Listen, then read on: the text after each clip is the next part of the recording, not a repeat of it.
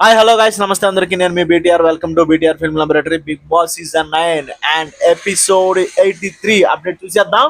For the first time in the history Divya audience కి ఒక villain లాగా కనిపిస్తుంది అనమాట. ఎందుకంటే తన బిహేవియర్, తన అగ్రెషన్, తన కంటెస్టెంట్స్ తో హౌస్ మేట్స్ తో బిహేవ్ చేసే విధానం, మాట్లాడే విధానం మొత్తం నెగిటివ్ అయిపోయింది. వచ్చినప్పుడు దివ్య ఎంత పాజిటివ్ గా ఉండేదంటే, ఎంత మెచ్యూర్ గా బిహేవ్ చేసేదంటే, ఆ మెచ్యూరిటీ కాస్త అలాగా డైల్యూట్ అయిపోయి వరస్ట్ అయిపోయింది అనమాట. కంపారిటివ్లీ తనూజ మెచ్యూరిటీ లేకపోయినా మంచితనంతో అలాగలాగలాగా మెచ్యూరిటీని డెవలప్ చేసుకొని ఒక స్థాయికి వచ్చేసింది అనమాట. అదే అంటారు, మనం ఎక్కడో ఉన్నప్పుడు మన కళ్ళు నెత్తి మీదకి ఎక్కకూడదు అనమాట. కళ్ళు నెత్తి మీదకి ఎక్కితే మనం పాతాళానికి వెళ్ళిపోతాం అన్నది దివ్య విషయంలోనే జరిగింది. ఎందుకంటే దివ్య చాలా over acting, over confidence, attitude చూపిస్తుంది హౌస్ లో. అసలు తనూజ ఎంత ఒబిడియంట్ గా ఉంటుంది, ఎంత తగ్గి మాట్లాడుతుంది, ఎంత చక్కగా ఉంటుంది, చూసి నేర్చుకోవాలి కదా. అయితే ఇక్కడ తనూజాని మనం అందరం వానపం అనుకున్నాం, కానీ తను అనకొండ, అమాంతంగా మొత్తం అందరినీ మింగేసి అనకొండ అనమాట. తను ఈ విషయం ఎవ్వరికీ తెలియట్లేదు. ఆల్రెడీ కొంతమందికి అయితే ఐడియా వచ్చింది హౌస్ లో, బయట అయితే చాలా క్లారిటీ ఉంది. తనూజ ఆట చాలా బాగా ఆడుతుంది, చాలా మెచ్యూరిటీ డెవలప్ చేసుకుంది అనమాట. దివ్యాని తన మెచ్యూరిటీ డెవలప్ చేసుకుంటేనే దివ్యాని ఒక సైడ్ నుంచి టార్గెట్ చేసుకుంటూ వస్తుంది. దివ్య చాలా హర్ట్ చేసింది తనుజని, ఎమోషనల్ గా, మెంటల్లీ చాలా హర్ట్ చేసింది, చాలా ఏడ్చింది దివ్య వలన తనుజ. సో బ్యాక్ ఇచ్చేయాలి కదా, హౌస్ లో ఉన్నప్పుడే బ్యాక్ ఇచ్చేయాలి కదా, దాని ఇంటి దాకా తీసుకెళ్ళకూడదు కదా. ఎందుకంటే ఇంటికి వెళ్ళిన తర్వాత తనుజకు చాలా వర్క్స్ ఉంటాయి, చాలా బిజీ పర్సన్ తను.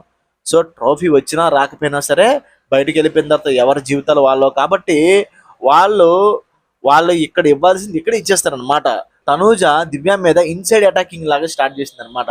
బయటకు తెలియకుండా కామ్గా, ఇట్స్ లైక్ ఎలాగంటే తన ఇన్నర్ వాయిస్ బయటకు రాకుండా వేరేలాగా గేమ్ ఆడతా తను ఇండైరెక్ట్ గా కెప్టెన్సీ అవ్వకుండా చేయడం, ఇలాంటివన్నీ జరుగుతుంది అనమాట. కనీసం టాప్ 5 లో కూడా తను ఉండనివ్వకూడదనే ఆలోచనలో ఉంది తనుజ. వావ్ వా తనుజ ఒక ఒక డైలాగ్ కొట్టింది కళ్యాణ్ దగ్గర. కళ్యాణ్, నువ్వు ఈ లాస్ట్ వీక్ కెప్టెన్ అవ్వకపోతే మీ అమ్మ ఎంత బాధపడతారో నాకు తెలియదు, కానీ నువ్వు అవ్వకపోతే కెప్టెన్ మీ అమ్మగారి కంటే నేను చాలా ఎక్కువ బాధపడతాను. ఎంతో కావలసిన వాళ్ళు మాత్రమే మనతో అలాగ ఉంటారు. నిజంగా తనూజ లాంటి ఒక అమ్మాయి ప్రతి ఇంట్లో ఉంటే గనక ఆ ఇంట్లో ప్రతి మగాడు ఒక యోధుడు అవుతాడు, ఒక ఒక యుద్ధ వీరుడు అవుతాడు.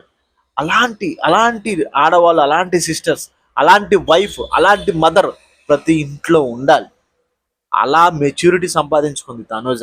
Heads up to you madam.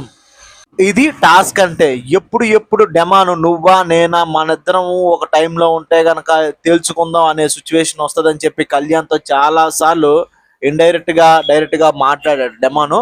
ఇప్పుడు ఆ పరిస్థితి వచ్చింది. పరిస్థితి వచ్చినా సరే అత్యుత్సాహం, ఆకలి, ఓవర్ యాక్షన్, సెల్ఫిష్నెస్ వల్ల తనకి ఇంజూరీ అయ్యేలాగా తనే చేసుకున్నాడు డెమాన్. కళ్యాణ్ గెలిచాడు.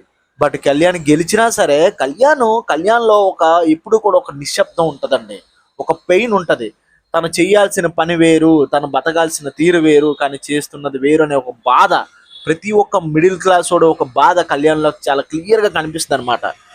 ఏదైనా సరే ఈ సీజన్ అయిపోయిన తర్వాత కళ్యాణ్ కోసం ఒక ఎపిసోడ్ అయితే చేయాలి, కళ్యాణ్ కోసం ఒక వీడియో అయితే ఖచ్చితంగా చేయాలి. కళ్యాణ్ లాంటి పర్సన్ ప్రతి ఇంట్లో కావాలి. కళ్యాణ్ లాంటి, ఎందుకంటే అంత కళ్యాణ్లో ఉన్న బాధ ప్రతి ఒక్క మిడిల్ క్లాస్ వాడికి రిప్రజెంట్ చేస్తుంది అనమాట. అంత సఫర్ అవుతున్నారు మిడిల్ క్లాస్ వాళ్ళు. ఎందుకంటే నచ్చింది వేరు, చేస్తుంది వేరు, తల్లిదండ్రులు పుష్ చేసేది వేరే దాని మీద, మన జీవితం పుల్ చేసేది వేరే దాని మీద.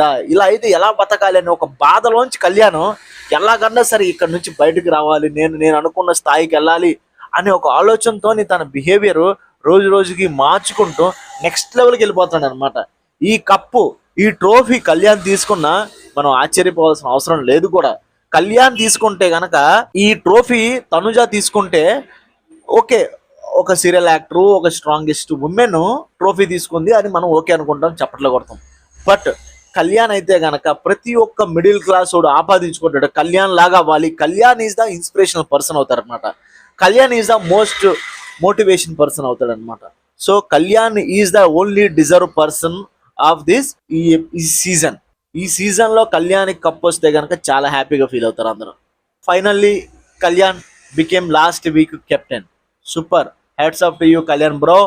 ఎమోషన్స్, వాల్యూస్, ఎథిక్స్తో నువ్వు కెప్టెన్ అయ్యావు. ఈ చరిత్ర ఎప్పుడు కూడా నిన్ను గుర్తుపెట్టుకుంటుంది 100%.